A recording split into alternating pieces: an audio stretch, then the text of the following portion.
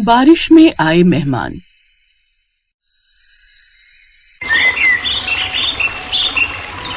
भैया ये आलू कैसे दिए? 30 रुपए किलो है बहन जी। ठीक है फिर 2 किलो तौल दो। गर्मा गर्म पकौड़े और फ्रेंच फ्राइज बनाकर खाऊंगी, वो भी सॉस के साथ। बाय गॉड मजा ही आ जाएगा।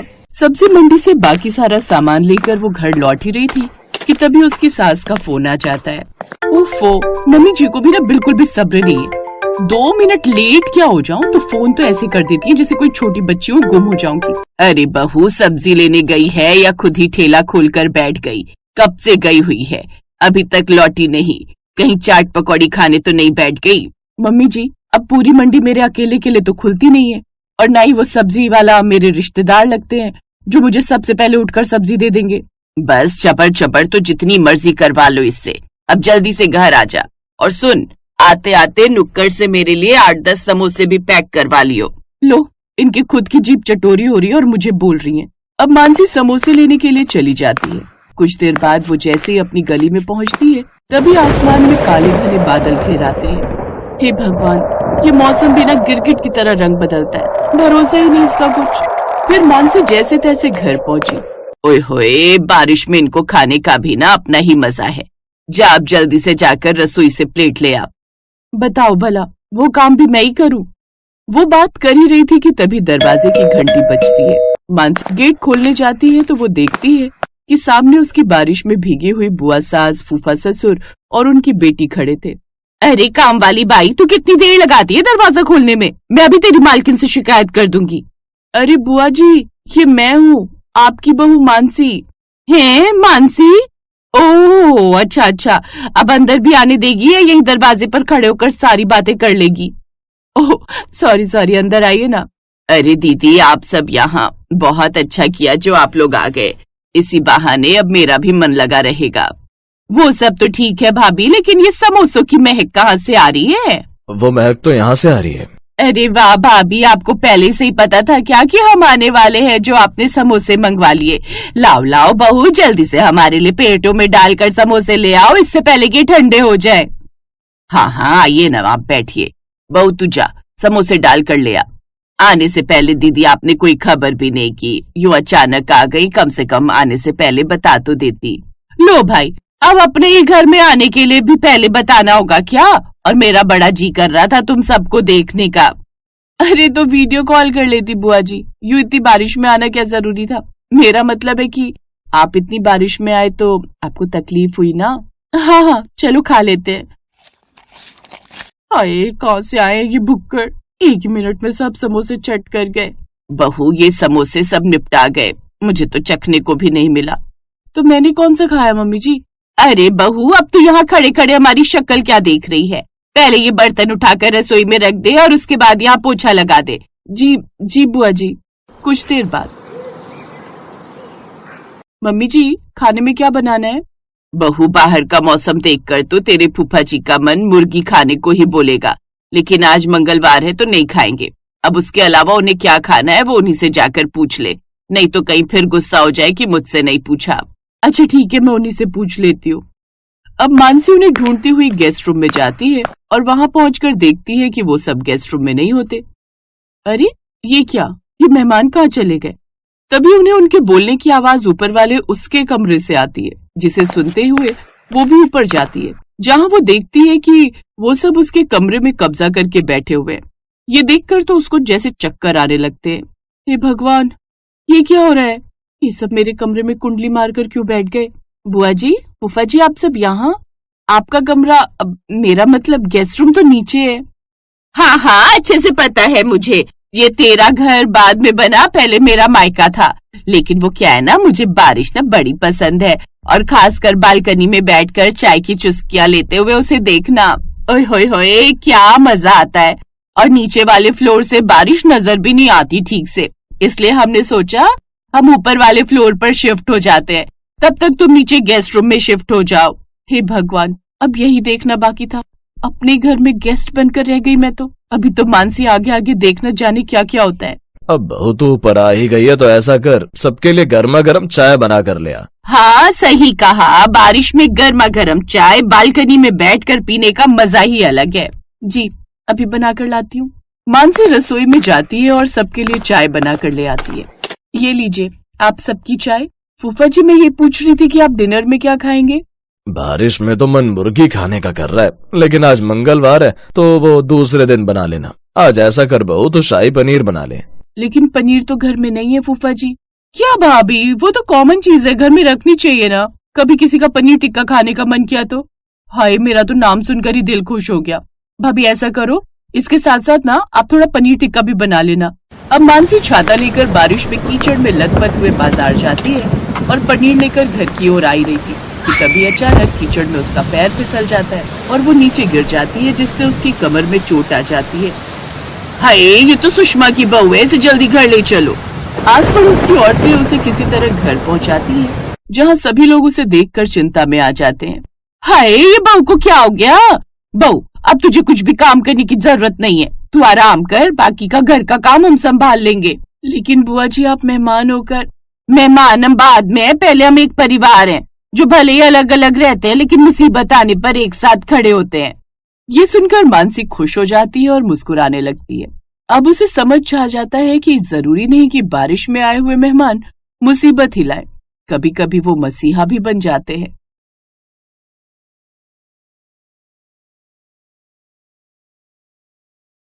राशि सुबह से परेशान थी। उसकी कामवाली की सास बीमार थी, इसीलिए वो 2 महीने की छुट्टी पर गांव चली गई। क्या हुआ राशि? ऑफिस जाने का टाइम हो रहा है और तुम अभी तक किचन में ही हो। तो और क्या करूं? पुष्पा अचानक छुट्टी लेकर गांव चली गई। बिल्डिंग के सारे फ्लैट्स में पूछ लिया है, किसी की भी काम वाली खाली नहीं है। एक काम करो, तुम गाड़ी लेकर ऑफिस पहुंचो, मैं ऑटो लेकर अपने ऑफिस चली जाऊंगी। तभी दरवाजे की घंटी बजती है। जी कहिए, आपको किससे मिलना है? मेरा नाम सुदर्शन है और ये मेरी पत्नी अनुपमा है। हम दिल्ली से आए हैं। आपके नीचे वाली बिल्डिंग के फ्लैट में जो अशोक रहता है वो मेरा भांजा है। पता नहीं, बहुत देर से हम घंटी बजा रहे थे, किसी ने फ्लैट का दरवाजा ही नहीं खोला। हाँ, हमने तो 1 हफ्ता पहले ही अशोक को बता दिया था कि हम मुंबई आ रहे हैं। इनके घुटने का इलाज करवाना था, तो सोचा अशोक तो यहाँ रहता ही है। अशोक को फोन किया आपने?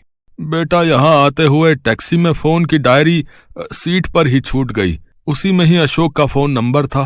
रुकिए, मैं अशोक को फोन मिलाता हूँ। हाँ, हेलो अशोक, मैं समीर बोल रहा हूँ। वो तेरे मामा जी यहाँ आए हुए हैं, तू कहाँ है? हेलो समीर, मैं तो जरूरी काम से काजल के साथ लंदन आया हुआ हूँ। लंदन? पर तेरे मामा मामी यहाँ मेरे घर पर हैं, अब उन्हें क्या बोलूं?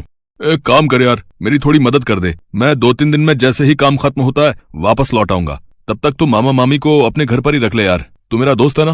पर अशोक, हेलो समीर, यहाँ नेटवर्क नहीं है, आवाज नहीं आ रही है। मैं तुझसे बाद में बात करता हूँ, ठीक है? मामा मामी का ख्याल रखना। हेलो। अशोक फोन काट देता है।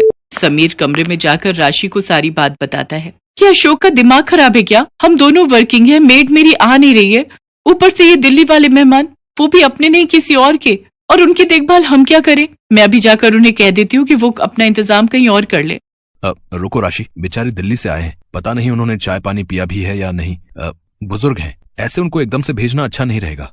इतने बड़े मुंबई शहर में कभी ऊंच नीच हो गई तो अशोक तो हमें ही कहेगा ना। 1-2 दिन देख लेते हैं, अशोक आ ही जाएगा। समीर सुदर्शन और अनुपमा को सारी बात बताता है। शुक्रिया बेटा, जीते रहो।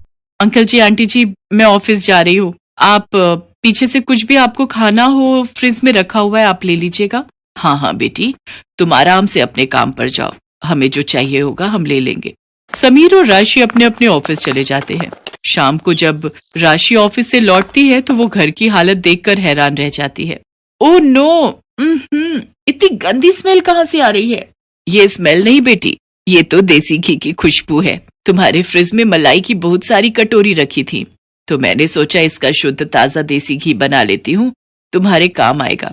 पर आंटी जी, मैं और समीर देसी घी नहीं खाते हैं, हम लोग ऑलिव ऑयल लेते हैं। हाँ, मुझे पता है, ऑलिव ऑयल भी खाओ, पर पराठे पर, साग में, दाल में देसी घी ही अच्छा लगता है। रात को सबको खाना खिलाकर जब राशि सोने के लिए कमरे में जाती है तो वो मन ही मन गुस्से में थी। वो कमरे में आते ही समीर पर बरस पड़ी। अरे, ये अशोक के दिल्ली वाले मेहमान कब तक रहेंगे? पता है, आज सारी रसोई में देसी घी की स्मेल भर गई, और ऊपर से वो अंकल जी, न्यूज़पेपर कहीं रखा है, सोफे के कवर फैले हुए हैं। उनको मैं टोक नहीं सकती थी, पर ये लोग कब जाएंगे, मैं तंग आ गई हूँ। अभी राशि समीर से बात कर ही रही थी कि तभी सुदर्शन दरवाजा खटखटाता है। अब क्या हुआ अंकल जी, बताइए, कोई परेशानी तो नहीं है? समीर बेटा, रात को सोने से पहले मुझे हाजमोला खाने की आदत है। क्या तुम्हारे पास हाजमोला होगी? अंकल, हाजमोला तो नहीं होगी। एक काम करते हैं, नीचे बराबर में ही एक दुकान है, वो अभी खुली हुई होगी। चलिए मैं आपको लेकर दे देता हूँ। जाओ जाओ, मेहमानों की सेवा करो। मैं सो रही हूँ, मुझे नींद आ रही है, सुबह जल्दी उठना है। समीर और सुदर्शन दोनों सड़क पर बातें करने लगते हैं। अशोक छोटा सा था जब उसकी माँ यानी कि मेरी बहन का स्वर्गवास हो गया, और 2 साल पहले जीजा जी भी गुजर गए। अशोक बचपन में हमारे घर ही आकर रहता था। उसका अपनी मामी से बहुत प्यार रहा है, तभी तो हम बेझिझक उसके पास चले आए। जी अंकल, मैं समझ सकता हूँ। वैसे आप चिंता मत कीजिए, अशोक 2-3 दिन में लौट आएगा। अगर आप कहें तो आपके घुटनों को दिखाने के लिए डॉक्टर के पास मैं अपॉइंटमेंट ले लेता हूँ। जीते रहो बेटा, अगर ऐसा हो जाए तो मेरे घुटनों को बड़ा आराम मिल जाएगा। मैं तो थोड़ा इसलिए टहल लेता हूँ कि हाथ पैर चलते रहने चाहिए। सुदर्शन और अनुपमा को समीर के घर रहते हुए 1 हफ्ता बीत चुका था, पर अशोक फोन नहीं उठा रहा था। समीर सुदर्शन को डॉक्टर के पास ले जाता है और सुदर्शन के घुटनों का इलाज शुरू हो जाता है।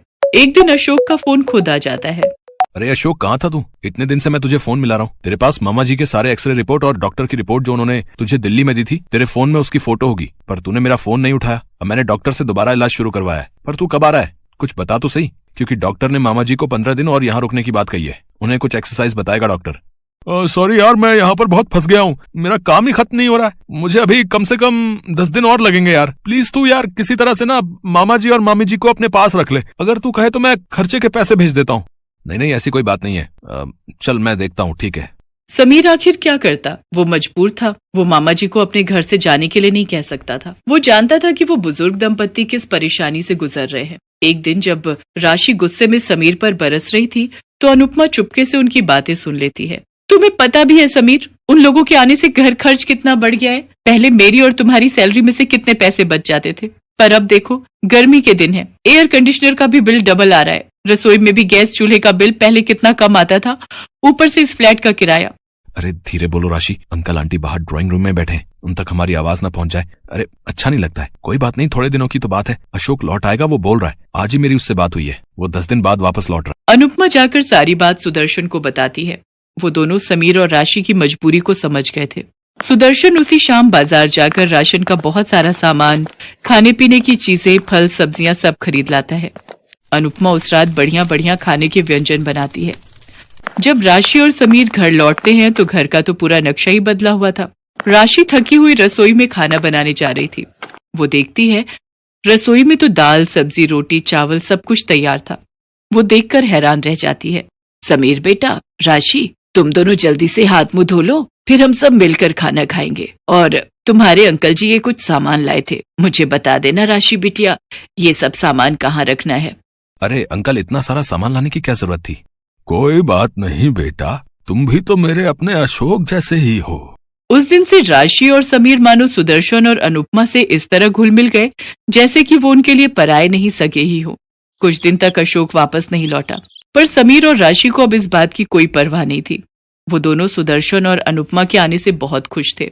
और एक दिन सुदर्शन और अनुपमा जब दिल्ली वापस जाने लगे तो अशोक लौट आया। समीर बेटा, राशि बिटिया, तुम दोनों ने हमें अपनों से भी बढ़कर प्यार दिया, ये बात हम कभी नहीं भूलेंगे।